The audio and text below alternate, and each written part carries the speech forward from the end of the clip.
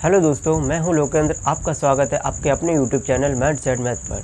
मैं आपको आज गुप्त वंश समझाऊंगा। गुप्त वंश से आपके जितने भी क्वेश्चन आते हैं मैं उनको पूरा डिटेल बाय डिटेल समझाऊंगा। आपके गुप्त वंश से आज से कोई क्वेश्चन छूट नहीं पाएगा, इसकी मैं गारंटी देता हूं। ठीक है, लेकिन क्लास अंत तक देखना, तभी आप कुछ समझ पाएंगे। तो चलिए क्लास स्टार्ट करते हैं। दोस्तों, गुप्त वंश में क्या हुआ, गुप्त का वंश के जो शासक थे वो कैसे थे, वैश्य, और ये विष्णु के उपासक थे। ये गुप्त वंश कब से चालू हुआ, 240 ईसा पूर्व से। ठीक है, कब से चालू हुआ, 240 ईसा पूर्व से, तीसरी सदी 240 ईसा पूर्व से चालू हुआ। और ये जो शासक थे ये हुंड के सामंत थे। इस गुप्त वंश का प्रथम शासक जिसने इस गुप्त वंश की नींव रखी, वह उस प्रथम शासक का नाम क्या था, उस प्रथम शासक का नाम था श्रीगुप्त।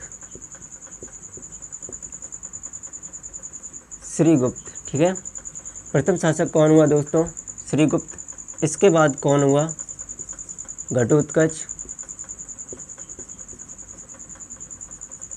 घटोत्कच, ठीक है। ये जो दोनों शासक हुए ये वास्तविक शासक नहीं थे, गुप्त वंश के ये वास्तविक शासक नहीं थे। इन्होंने किसके रूप में कार्य किया दोस्तों, इन्होंने कार्य किया सामंत के रूप में। किसके रूप में कार्य किया दोस्तों, सामंत के रूप में। अगर आपसे पूछा जाए कि गुप्त वंश के ऐसे कौन से शासक थे जिन्होंने सामंत के रूप में कार्य किया था, तो आप क्या बताएंगे, श्रीगुप्त और घटोत्कच। नींव किसने रखी थी, श्रीगुप्त ने। अब इनके बाद जो शासक आया, चंद्रगुप्त प्रथम। चंद्रगुप्त प्रथम आया। वास्तविक नींव तो दोस्त इसी ने रखी थी, चंद्रगुप्त प्रथम। वास्तविक नींव किसने रखी, चंद्रगुप्त प्रथम ने। इन्होंने वास्तविक नींव नहीं रखी थी, वास्तविक नींव किसने रखी थी, चंद्रगुप्त प्रथम ने। अब इसने क्या किया, इसने जो बिहार में लिच्छवी पड़ता है उसकी राजकुमारी कुमार देवी से इसने विवाह कर लिया। किससे विवाह कर लिया, कुमार देवी। उस राजकुमारी का नाम क्या था, कुमार देवी। अब इसने कुमार देवी से शादी कर ली। अब इसी शादी के उपलक्ष्य में इसने क्या चलाया, सिक्के चलाए। सिक्कों पर क्या था, एक तरफ राजा छपा हुआ था यानी कि चंद्रगुप्त, और दूसरी तरफ क्या छपा हुआ था, रानी। ठीक है, यानी कि कुमार देवी। ठीक है, अब इन दोनों के द्वारा एक संतान इन्हें प्राप्त हुई, उसका नाम क्या था, समुद्रगुप्त। ठीक है, समुद्रगुप्त। अब ये जो शासक हुआ ये एक मेधावी शासक था, ये एक योग्य शासक था, ये निडर शासक था। इसके बारे में जितना बोला जाए उतना कम है। ये एक साम्राज्यवादी शासक था। समुद्रगुप्त कैसा शासक था, एक साम्राज्यवादी शासक था। ठीक है, अब ये जैसे जैसे बड़ा हुआ, और इसके बचपन का नाम क्या था दोस्तों, कांच। इसके बचपन का नाम क्या था, कांच। ठीक है, कांच किसके बचपन का नाम था, समुद्रगुप्त के। ठीक है, अब जैसे जैसे ये बड़ा हुआ लोग इसे लिच्छवी दौहित्र अथवा लिच्छवी का नाती कहने लगे, क्योंकि इसे अपनी ननिहाल से ज़्यादा अति प्रेम था। इसलिए अगर लोग इसे लिच्छवी का दौहित्र अथवा लिच्छवी का नाती कहते थे तो ये अति प्रसन्न होता था। लिच्छवी का दौहित्र, ठीक है, ये आपको क्या अपने आप को क्या कहता था, ये अपने आप को क्या कहता था, लिच्छवी का दौहित्र। अब ये जैसे जैसे बड़ा हुआ इसने क्या किया, उत्तर भारत के 9 राज्यों, कितने, 9 राज्यों तथा दक्षिण भारत के 12 राज्यों को इसने जीत लिया। इन पर अपने खुद हुकूमत करने लगा, और इन राज्यों से ये क्या करने लगा, टैक्स वसूलने लगा। क्या वसूलने लगा, टैक्स।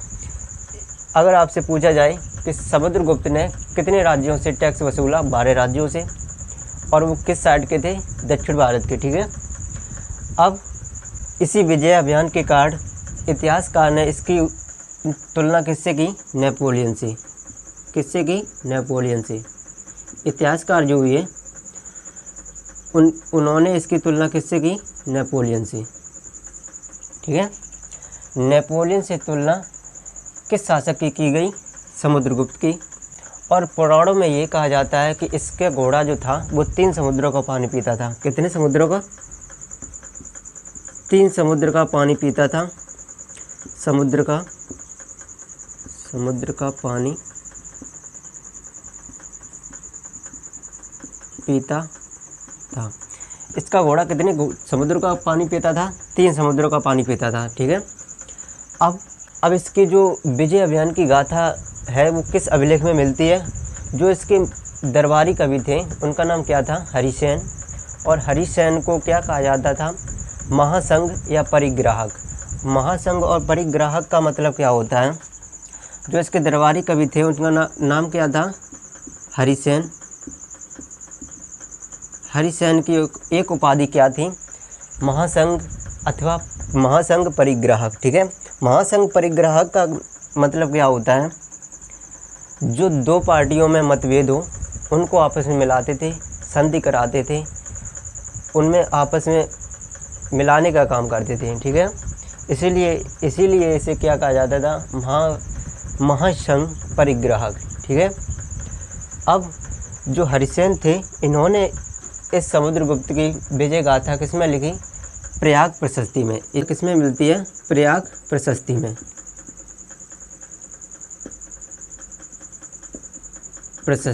ठीक है। किसमें मिलती है इसकी विजय अभियान की गाथा? प्रयाग प्रशस्ति में। अब ये जो शासक था समुद्रगुप्त, और समुद्रगुप्त को दोस्तों बीड़ा बजाना अति पसंद था। क्या बजाना अति पसंद था? इसका प्रमुख वाद्य यंत्र क्या था? बीड़ा। ठीक है। बीड़ा अत्यंत इसका प्रसिद्ध वाद्य यंत्र था। और इसने क्या किया? इसने कृष्ण चरित्र भी लिखा। ठीक है। क्या लिखा? कृष्ण चरित्र। गुप्त वंश के किस शासक ने कृष्ण चरित्र लिखा? समुद्रगुप्त ने कृष्ण चरित्र लिखा। इसीलिए लोग इसे क्या कहते थे? कविराज। इसकी एक उपाधि भी है। क्या है? कविराज। इसकी एक उपाधि क्या है? कविराज भी है। ठीक है।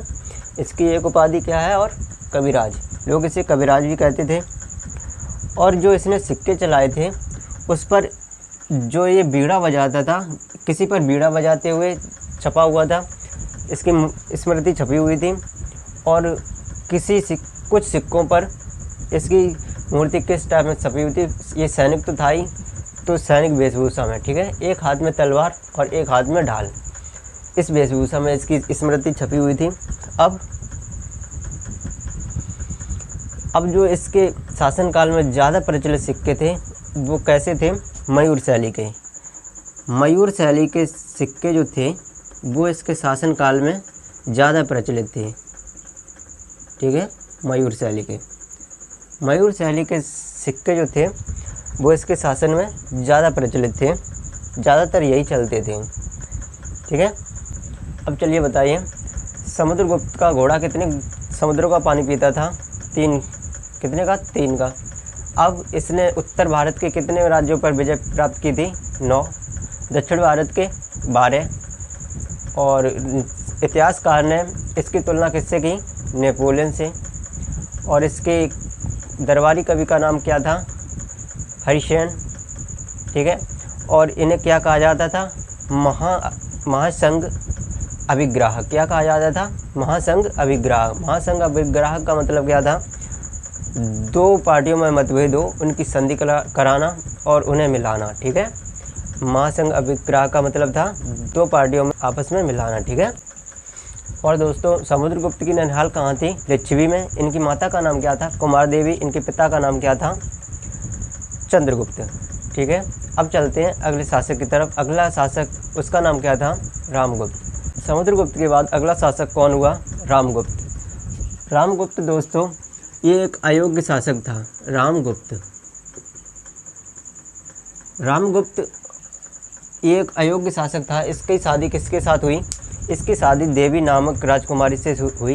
इसकी पत्नी का नाम क्या था दोस्तों? देवी। ठीक है। अब इसकी शादी किससे हुई? देवी से, देवी नामक राजकुमारी से। इसका छोटा भाई था, इसका नाम क्या था? चंद्रगुप्त द्वितीय। ठीक है। अब ये चंद्रगुप्त द्वितीय था, ये अयोग्य शासक हुआ, इसलिए इसके मन से नहीं था। ठीक है, अब इन दोनों ने आपस में शादी कर ली, इसने अपने देवर के साथ शादी कर ली और इन दोनों ने षड्यंत्र क्या बनाया, इसकी हत्या करवा दी। ठीक है, अब इस हत्या का अभिलेख किसमें मिलता है, जो इन दोनों के नाम से ही एक अभिलेख मिलता है, देवी चंद्रगुप्तम। देवी चंद्रगुप्तम क्या अभिलेख मिलता है, उस अभिलेख का नाम क्या है, देवी चंद्रगुप्तम। ठीक है, चंद्रगुप्तम, इस अभिलेख का क्या नाम है, देवी चंद्रगुप्तम। इसमें क्या मिलता है, इसकी हत्या का षड्यंत्र मिलता है। ठीक है, किस प्रकार इन दोनों ने शादी की और किस प्रकार इसकी हत्या करवा दी। ठीक है, अब ये चंद्रगुप्त द्वितीय जो हुआ, इसने क्या किया, इसने आगे चलकर विक्रमादित्य की उपाधि धारण की। किसकी उपाधि धारण की, विक्रमादित्य की। विक्रमादित्य की उपाधि धारण क्योंकि विक्रमादित्य का मतलब सूरवीर। अब ये अपने आप को सूरवीर कहलाना चाहता था, इसलिए इसने अब कौन सी उपाधि धारण की, विक्रमादित्य की। अब इसने क्या किया, इसने शकों का अंत कर दिया अपने शासनकाल में और हिंदू धर्म का ज़्यादा प्रसार किया और ये न्याय के लिए ज़्यादा प्रसिद्ध था। किसके लिए, न्याय के लिए। इसने क्या किया, शकों का अंत किया, शकों का अंत किया। किसका अंत किया दोस्तों, शकों का। और ये किसके लिए प्रसिद्ध था, न्याय के लिए। किसके लिए प्रसिद्ध था, न्याय के लिए।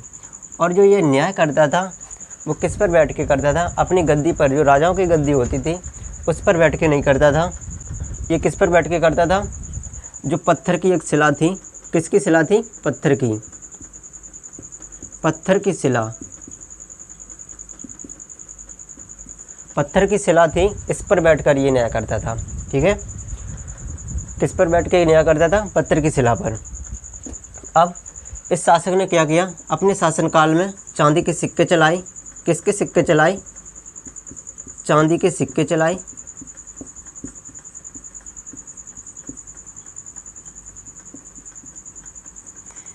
किसके सिक्के चलाए, चांदी के सिक्के चलाए। और दोस्तों इसके दरबार में 9 कवि रहते थे जिन्हें नवरत्न कहा जाता था, जो 9 रत्नों से प्रसिद्ध थे। किसके नाम से प्रसिद्ध थे, 9 रत्नों के नाम से प्रसिद्ध थे। ये 9 जो इसके दरबार में ये 9 कवि रहते थे, ये किसका ज्ञान रखते थे, संस्कृत का। इनमें से प्रमुख कवि कौन थे, कालिदास। ठीक है, प्रमुख कवि कौन थे, ये जो 9 कवि थे, 9 कवि, इन्हें क्या कहा जाता था, नवरत्न। नवरत्न, ठीक है, इन्हें क्या कहा जाता था, नवरत्न। अब इन 9 रत्नों में से प्रमुख कवि कौन थे, कालिदास।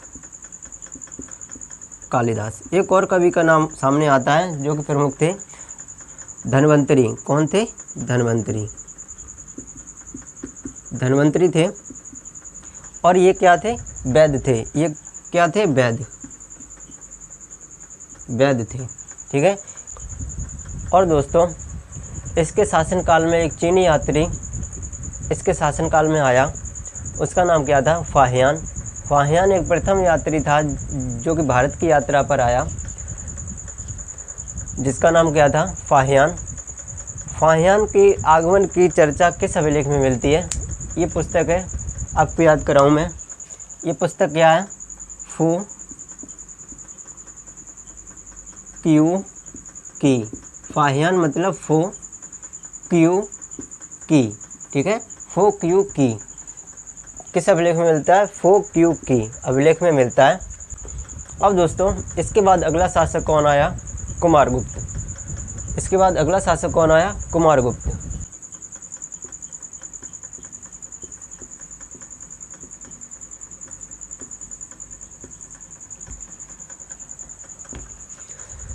इसके बाद अगला शासक कौन आया, कुमारगुप्त। अब इसने क्या किया, इसने ज़्यादा कुछ नहीं किया, इसने नालंदा विश्वविद्यालय की स्थापना कराई। जो ये शासक हुआ कुमारगुप्त, इसने क्या किया, नालंदा विश्वविद्यालय की स्थापना कराई। नालंदा विश्वविद्यालय। नालंदा विश्वविद्यालय की स्थापना किसने कराई दोस्तों, कुमारगुप्त ने नालंदा विश्वविद्यालय, ठीक है। नालंदा विश्वविद्यालय की स्थापना किसने कराई? कुमारगुप्त ने। इसमें क्या सुविधा उपलब्ध थी? हॉस्टल की। यह विश्व का पहला विश्वविद्यालय था जिसमें हॉस्टल की सुविधा उपलब्ध थी। और वैसे विश्व का पहला विश्वविद्यालय कौन सा था? तक्षशिला विश्वविद्यालय, ठीक है, जो कि राजा तक्ष ने बनवाया था। अब आगे चलकर इस नालंदा विश्वविद्यालय का क्या हुआ? इसे 1198 ईस्वी में जो कुतुबुद्दीन ऐबक का सेनापति बख्तियार खिलजी था, उसने इस नालंदा विश्वविद्यालय में आग लगवा दी थी और इसे ध्वस्त करवा दिया था, ठीक है। अब इसके बाद जो अगला शासक आया उसका नाम क्या था? स्कंदगुप्त, ठीक है, स्कंदगुप्त। अगला शासक कौन आया? स्कंदगुप्त। इसने सुदर्शन झील का पुनर्निर्माण कराया। किसका पुनर्निर्माण कराया? सुदर्शन झील का इसने पुनर्निर्माण कराया, ठीक है। अब इसके बाद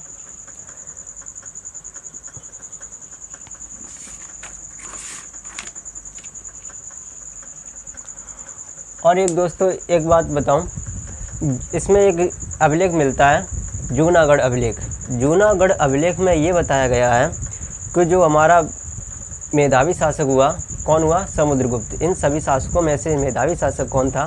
समुद्रगुप्त। इसने कई वर्षों तक, जब तक इसने शासन किया तब तक इसने जो हुंड शासक थे, उनको इसने कई सालों तक असफल बनाए रखा, ठीक है। अब स्कंदगुप्त के बाद अगले शासक जो आए वो बहुत छोटे छोटे शासक थे। उन्होंने इस गुप्त वंश को संभाल नहीं पाया और जो हुंड थे उन्होंने इन पर आक्रमण कर दिया और गुप्त वंश छोटे छोटे टुकड़ों में विभाजित हो गया। और इसका अंतिम जो शासक हुआ, अंतिम शासक का नाम क्या था?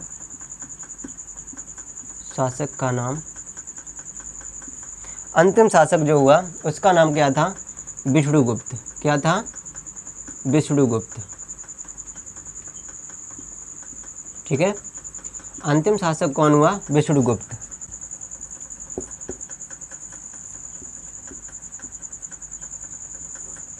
विष्णुगुप्त इसका अंतिम शासक हुआ। इसने हुंडों के आक्रमण को रोक नहीं पाया और इस हुंडों ने इस गुप्त वंश को संपूर्णतया विनाश कर दिया, इसे बिल्कुल ध्वस्त कर दिया। तभी से गुप्त वंश का विनाश हो गया, ठीक है। और दोस्तों, विक्रमादित्य की उपाधि धारण करने वाले अब तक के 14 शासक हुए जिन्होंने विक्रमादित्य की उपाधि धारण की। इसके बाद अब दोस्तों जो भी डाउट आपके मन में हो आप कमेंट सेक्शन में लिखकर ज़रूर बताएं और उम्मीद है कि आपको ये क्लास अच्छे से समझ में आई होगी और इससे बाहर दोस्तों एग्ज़ाम में कुछ नहीं आता है। अब मिलते हैं अगली वीडियो में। और दोस्त अगर आपको समझ में आया है तो मेरे चैनल को सब्सक्राइब करें और लाइक करें, शेयर करें, अपने दोस्तों तक भी भेजें। Thank you. जय हिंद। हेलो दोस्तों, मैं हूं लोकेंद्र। आपका स्वागत है आपके अपने यूट्यूब चैनल मैथ पर। मैं आपको आज गुप्त वंश समझाऊंगा। गुप्त वंश से आपके जितने भी क्वेश्चन आते हैं मैं उनको पूरा डिटेल बाय डिटेल समझाऊंगा। आपके गुप्त वंश से आज से कोई क्वेश्चन छूट नहीं पाएगा, इसकी मैं गारंटी देता हूं, ठीक है। लेकिन क्लास अंत तक देखना, तभी आप कुछ समझ पाएंगे। तो चलिए क्लास स्टार्ट करते हैं। दोस्तों, गुप्त वंश में क्या हुआ? गुप्त वंश के जो शासक थे वो कैसे थे? वैश्य, और ये विष्णु के उपासक थे। ये गुप्त वंश कब से चालू हुआ? 240 ईसा पूर्व से, ठीक है। कब से चालू हुआ? 240 ईसा पूर्व से, 3वीं सदी 240 ईसा पूर्व से चालू हुआ। और ये जो शासक थे ये हुंड के सामंत थे। इस गुप्त वंश का प्रथम शासक जिसने इस गुप्त वंश की नींव रखी वह उस प्रथम शासक का नाम क्या था? उस प्रथम शासक का नाम था श्रीगुप्त। श्रीगुप्त। ठीक है, प्रथम शासक कौन हुआ दोस्तों? श्रीगुप्त। इसके बाद कौन हुआ? घटोत्कच। घटोत्कच। ठीक है, ये जो दोनों शासक हुए ये वास्तविक शासक नहीं थे, गुप्त वंश के ये वास्तविक शासक नहीं थे। इन्होंने किसके रूप में कार्य किया दोस्तों? इन्होंने कार्य किया सामंत के रूप में। किसके रूप में कार्य किया दोस्तों? सामंत के रूप में। अगर आपसे पूछा जाए कि गुप्त वंश के ऐसे कौन से शासक थे जिन्होंने सामंत के रूप में कार्य किया था, तो आप क्या बताएंगे? श्रीगुप्त और घटोत्कच। नींव किसने रखी थी? श्रीगुप्त ने। अब इनके बाद जो शासक आया चंद्रगुप्त प्रथम। चंद्रगुप्त प्रथम आया। वास्तविक नींव तो दोस्त इसी ने रखी थी, चंद्रगुप्त प्रथम। वास्तविक नींव किसने रखी? चंद्रगुप्त प्रथम ने। इन्होंने वास्तविक नींव नहीं रखी थी। वास्तविक नींव किसने रखी थी? चंद्रगुप्त प्रथम ने। अब इसने क्या किया? इसने जो बिहार में लिच्छवी पड़ता है उसकी राजकुमारी कुमार देवी से इसने विवाह कर लिया। किससे विवाह कर लिया? कुमार देवी। उस राजकुमारी का नाम क्या था? कुमार देवी। अब इसने कुमार देवी से शादी कर ली। अब इसी शादी के उपलक्ष्य में इसने क्या चलाया? सिक्के चलाए। सिक्कों पर क्या था? एक तरफ राजा छपा हुआ था यानी कि चंद्रगुप्त, और दूसरी तरफ क्या छपा हुआ था? रानी। ठीक है, यानी कि कुमार देवी। ठीक है, अब इन दोनों के द्वारा एक संतान इन्हें प्राप्त हुई, उसका नाम क्या था? समुद्रगुप्त। ठीक है, समुद्रगुप्त। अब ये जो शासक हुआ ये एक मेधावी शासक था, ये एक योग्य शासक था, ये निडर शासक था। इसके बारे में जितना बोला जाए उतना कम है। ये एक साम्राज्यवादी शासक था। समुद्रगुप्त कैसा शासक था? एक साम्राज्यवादी शासक था। ठीक है, अब ये जैसे जैसे बड़ा हुआ, और इसके बचपन का नाम क्या था दोस्तों? कांच। इसके बचपन का नाम क्या था? कांच। ठीक है, कांच किसके बचपन का नाम था? समुद्रगुप्त के। ठीक है, अब जैसे जैसे ये बड़ा हुआ लोग इसे लिच्छवी दौहित्र अथवा लिच्छवी का नाती कहने लगे, क्योंकि इसे अपनी ननिहाल से ज़्यादा अति प्रेम था। इसलिए अगर लोग इसे लिच्छवी का दौहित्र अथवा लिच्छवी का नाती कहते थे तो ये अति प्रसन्न होता था। लिच्छवी का दौहित्र। ठीक है, ये आपको क्या अपने आप को क्या कहता था? ये अपने आप को क्या कहता था? लिच्छवी का दौहित्र। अब ये जैसे जैसे बड़ा हुआ इसने क्या किया? उत्तर भारत के 9 राज्यों, कितने? 9 राज्यों तथा दक्षिण भारत के 12 राज्यों को इसने जीत लिया। इन पर अपने खुद हुकूमत करने लगा, और इन राज्यों से ये क्या करने लगा? टैक्स वसूलने लगा। क्या वसूलने लगा? टैक्स।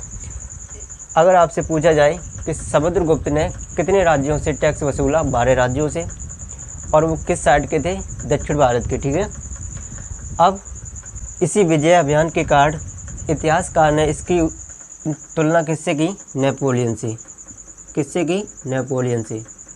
इतिहासकार जो हुए उन्होंने इसकी तुलना किससे की? नेपोलियन से। ठीक है, नेपोलियन से तुलना किस शासक की गई? समुद्रगुप्त की। और पुराणों में ये कहा जाता है कि इसके घोड़ा जो था वो 3 समुद्रों का पानी पीता था। कितने समुद्रों का? 3 समुद्र का पानी पीता था। समुद्र का पानी पीता था।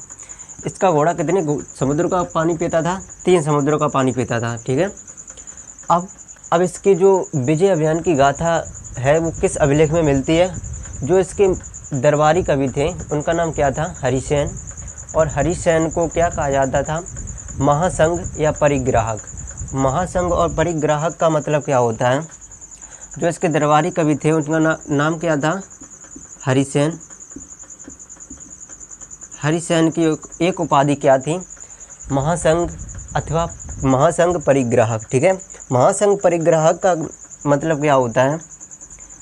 जो 2 पार्टियों में मतभेद हो उनको आपस में मिलाते थे, संधि कराते थे, उनमें आपस में मिलाने का काम करते थे। ठीक है, इसीलिए इसे क्या कहा जाता था, महासंघ परिग्राहक। ठीक है। अब जो हरिसेन थे, इन्होंने इस समुद्रगुप्त की विजय गाथा किसमें लिखी? प्रयाग प्रशस्ति में। ये किसमें मिलती है? प्रयाग प्रशस्ति में।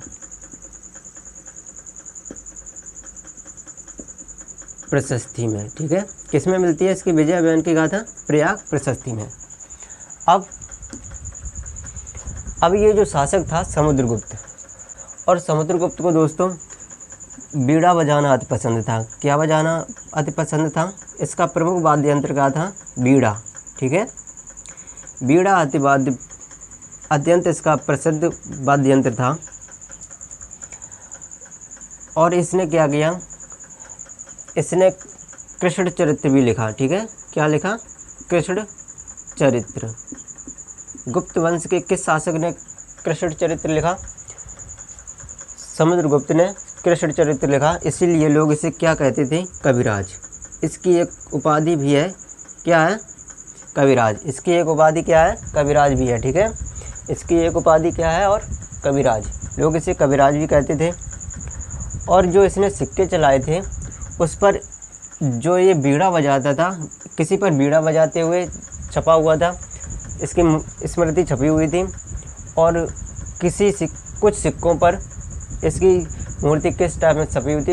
ये सैनिक तो था ही, तो सैनिक वेशभूषा में। ठीक है। एक हाथ में तलवार और एक हाथ में ढाल, इस वेशभूषा में इसकी स्मृति छपी हुई थी। अब जो इसके शासनकाल में ज़्यादा प्रचलित सिक्के थे वो कैसे थे? मयूर शैली के। मयूर शैली के सिक्के जो थे वो इसके शासनकाल में ज़्यादा प्रचलित थे। ठीक है। मयूर शैली के सिक्के जो थे वो इसके शासन में ज़्यादा प्रचलित थे, ज़्यादातर यही चलते थे। ठीक है। अब चलिए बताइए, समुद्रगुप्त का घोड़ा कितने समुद्रों का पानी पीता था? 3। कितने का? 3 का। अब इसने उत्तर भारत के कितने राज्यों पर विजय प्राप्त की थी? 9। दक्षिण भारत के 12। और इतिहासकार ने इसकी तुलना किससे की? नेपोलियन से। और इसके दरबारी कवि का नाम क्या था? हरिसेन। ठीक है। और इन्हें क्या कहा जाता था?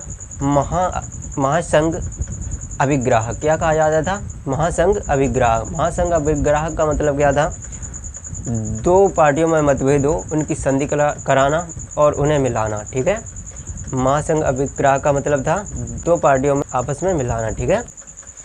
और दोस्तों, समुद्रगुप्त की ननिहाल कहाँ थी? लिच्छवी में। इनकी माता का नाम क्या था? कुमार देवी। इनके पिता का नाम क्या था? चंद्रगुप्त। ठीक है। अब चलते हैं अगले शासक की तरफ। अगला शासक, उसका नाम क्या था? रामगुप्त। समुद्रगुप्त के बाद अगला शासक कौन हुआ? रामगुप्त। रामगुप्त दोस्तों ये एक अयोग्य शासक था। रामगुप्त ये एक अयोग्य शासक था। इसकी शादी किसके साथ हुई? इसकी शादी देवी नामक राजकुमारी से हुई। इसकी पत्नी का नाम क्या था दोस्तों? देवी। ठीक है। अब इसकी शादी किससे हुई? देवी से, देवी नामक राजकुमारी से। इसका छोटा भाई था, इसका नाम क्या था? चंद्रगुप्त द्वितीय। ठीक है। अब ये चंद्रगुप्त द्वितीय था, ये अयोग्य शासक हुआ, इसलिए इसके मन से नहीं था। ठीक है। अब इन दोनों ने आपस में शादी कर ली। इसने अपने देवर के साथ शादी कर ली और इन दोनों ने षड्यंत्र क्या बनाया? इसकी हत्या करवा दी। ठीक है। अब इस हत्या का अभिलेख किसमें मिलता है? जो इन दोनों के नाम से ही एक अभिलेख मिलता है, देवी चंद्रगुप्तम। देवी चंद्रगुप्तम। क्या अभिलेख मिलता है? उस अभिलेख का नाम क्या है? देवी चंद्रगुप्तम। ठीक है। चंद्रगुप्तम। इस अभिलेख का क्या नाम है? देवी चंद्रगुप्तम। इसमें क्या मिलता है? इसकी हत्या का षड्यंत्र मिलता है। ठीक है। किस प्रकार इन दोनों ने शादी की और किस प्रकार इसकी हत्या करवा दी। ठीक है। अब ये चंद्रगुप्त द्वितीय जो हुआ, इसने क्या किया? इसने आगे चलकर विक्रमादित्य की उपाधि धारण की। किसकी उपाधि धारण की? विक्रमादित्य की। विक्रमादित्य की उपाधि धारण क्योंकि विक्रमादित्य का मतलब सूरवीर। अब ये अपने आप को सूर्यवीर कहलाना चाहता था, इसलिए इसने अब कौन सी उपाधि धारण की? विक्रमादित्य की। अब इसने क्या किया? इसने शकों का अंत कर दिया अपने शासनकाल में और हिंदू धर्म का ज़्यादा प्रसार किया। और ये न्याय के लिए ज़्यादा प्रसिद्ध था। किसके लिए? न्याय के लिए। इसने क्या किया? शकों का अंत किया। शकों का अंत किया। किसका अंत किया दोस्तों? शकों का। और ये किसके लिए प्रसिद्ध था? न्याय के लिए। किसके लिए प्रसिद्ध था? न्याय के लिए। और जो ये न्याय करता था वो किस पर बैठ के करता था? अपनी गद्दी पर, जो राजाओं की गद्दी होती थी उस पर बैठ के नहीं करता था। ये किस पर बैठ के करता था? जो पत्थर की एक शिला थी। किसकी शिला थी? पत्थर की। पत्थर की शिला। पत्थर की शिला थी, इस पर बैठकर ये न्याय करता था। ठीक है, किस पर बैठ के न्याय करता था? पत्थर की शिला पर। अब इस शासक ने क्या किया? अपने शासनकाल में चांदी के सिक्के चलाए। किसके सिक्के चलाए? चांदी के सिक्के चलाए।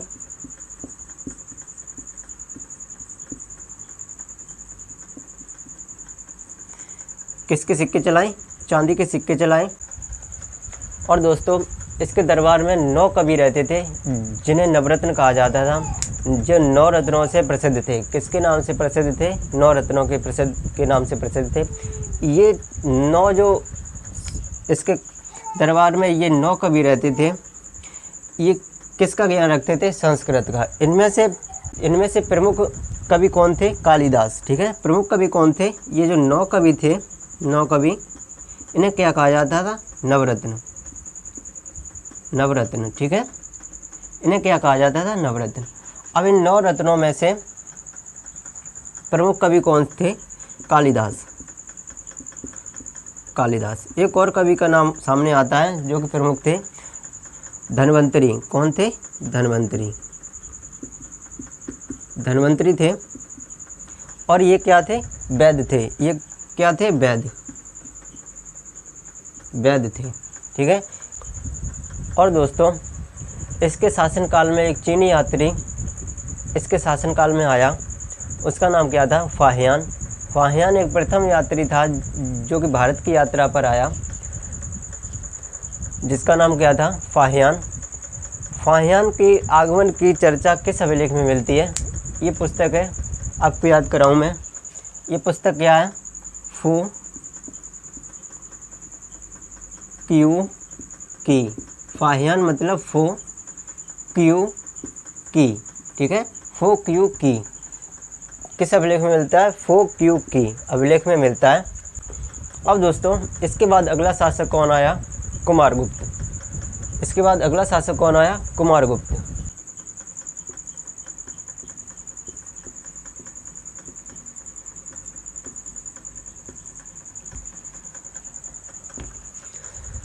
इसके बाद अगला शासक कौन आया? कुमारगुप्त। अब इसने क्या किया? इसने ज़्यादा कुछ नहीं किया। इसने नालंदा विश्वविद्यालय की स्थापना कराई। जो ये शासक हुआ कुमारगुप्त, इसने क्या किया? नालंदा विश्वविद्यालय की स्थापना कराई। नालंदा विश्वविद्यालय। नालंदा विश्वविद्यालय की स्थापना किसने कराई दोस्तों? कुमारगुप्त ने। नालंदा विश्वविद्यालय। ठीक है, नालंदा विश्वविद्यालय की स्थापना किसने कराई? कुमारगुप्त ने। इसमें क्या सुविधा उपलब्ध थी? हॉस्टल की। यह विश्व का पहला कॉलेज विश्वविद्यालय था जिसमें हॉस्टल की सुविधा उपलब्ध थी। और वैसे विश्व का पहला विश्वविद्यालय कौन सा था? तक्षशिला विश्वविद्यालय। ठीक है, जो कि राजा तक्ष ने बनवाया था। अब आगे चलकर इस नालंदा विश्वविद्यालय का क्या हुआ? इसे 1198 ईस्वी में 1198 ईस्वी में जो कुतुबुद्दीन ऐबक का सेनापति बख्तियार खिलजी था, कुतुबुद्दीन ऐबक का सेनापति बख्तियार खिलजी था, उसने इस नालंदा विश्वविद्यालय में आग लगवा दी थी और इसे ध्वस्त करवा दिया था। ठीक है, अब इसके बाद जो अगला शासक आया उसका नाम क्या था? स्कंदगुप्त। स्कंदगुप्त। ठीक है, स्कंदगुप्त।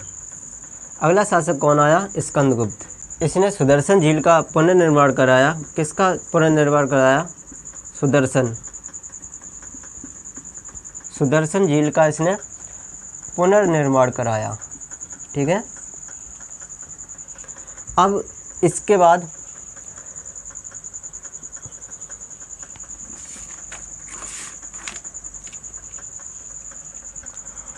और एक दोस्तों एक बात बताऊं, इसमें एक अभिलेख मिलता है जूनागढ़ अभिलेख। जूनागढ़ अभिलेख में ये बताया गया है कि जो हमारा मेधावी शासक हुआ, कौन हुआ? समुद्रगुप्त। इन सभी शासकों में से मेधावी शासक कौन था? समुद्रगुप्त। इसने कई वर्षों तक, जब तक इसने शासन किया तब तक इसने जो हुंड शासक थे, हुंड, उनको इसने कई सालों तक असफल बनाए रखा। ठीक है। अब स्कंदगुप्त के बाद अगले शासक जो आए वो बहुत छोटे छोटे शासक थे। उन्होंने इस गुप्त वंश को संभाल नहीं पाया और जो हुंड थे उन्होंने इन पर आक्रमण कर दिया और गुप्त वंश छोटे छोटे टुकड़ों में विभाजित हो गया। और इसका अंतिम जो शासक हुआ, अंतिम शासक का नाम क्या था?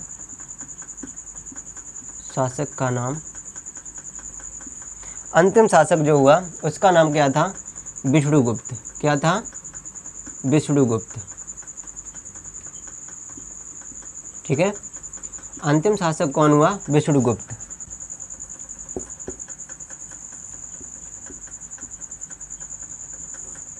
विष्णुगुप्त इसका अंतिम शासक हुआ।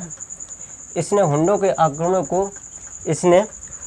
आक्रमण को रोक नहीं पाया और इस हुंडों ने इस गुप्त वंश को संपूर्णतया विनाश कर दिया, इसे बिल्कुल ध्वस्त कर दिया। तभी से गुप्त वंश का विनाश हो गया।